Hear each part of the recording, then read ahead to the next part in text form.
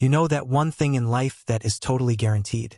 Death, taxes, and Tim Cook walking on stage every September to show us a slightly shinier rectangle than the one we already own.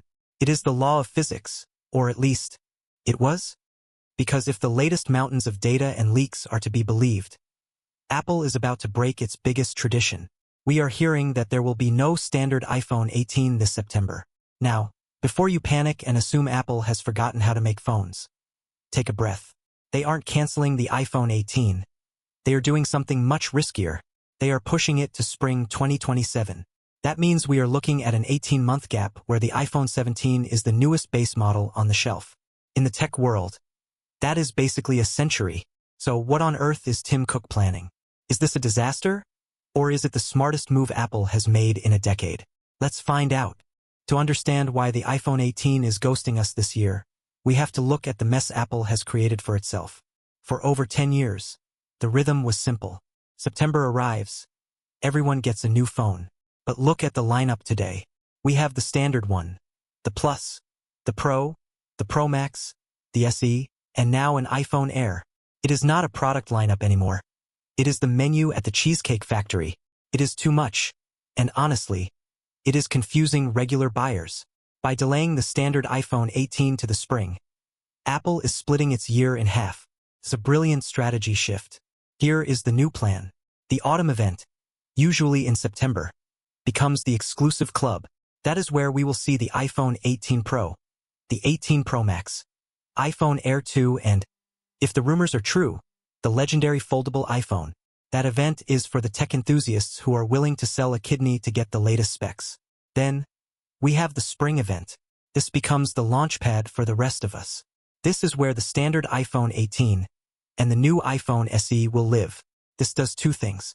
First, it stops the cheaper phones from stealing the spotlight from the expensive ones. And second, it keeps Apple in the news cycle all year round.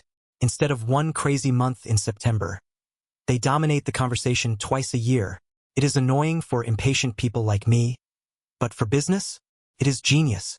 The reason Apple feels comfortable delaying the 18 is because the iPhone 17 is reportedly fantastic.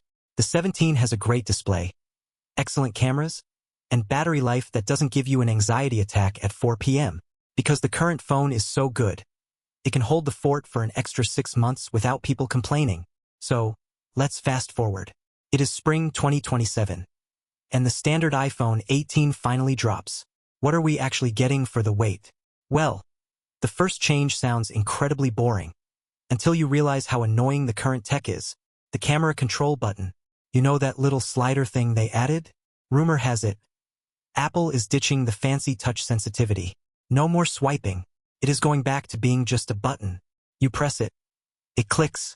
It takes a photo. Groundbreaking. I know, but honestly, sometimes technology tries too hard. Removing that capacitive layer fixes the biggest complaint users have. Sometimes, a button should just be a button, but the real upgrades are on the inside. We are hearing the iPhone 18 will adopt the internal layout of the Pro models. This allows for much bigger batteries. We are talking 4,000 milliamp hours or more. Think about it. The base iPhone has fewer cameras than the Pro, which means there is more empty space inside the chassis. If Apple fills that empty space with battery cells, the cheap iPhone might actually become the battery king of the entire lineup.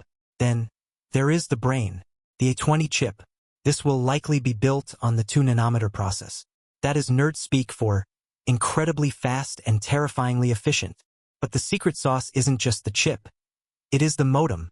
Apple has been trying to divorce Qualcomm for years, and 2027 might finally be the year they sign the papers. The iPhone 18 is expected to use Apple's own in-house 5G modem. Why do you care? Because when the company that makes the phone also makes the chip and the modem, they can optimize the power usage perfectly. And finally, we have to talk about RAM.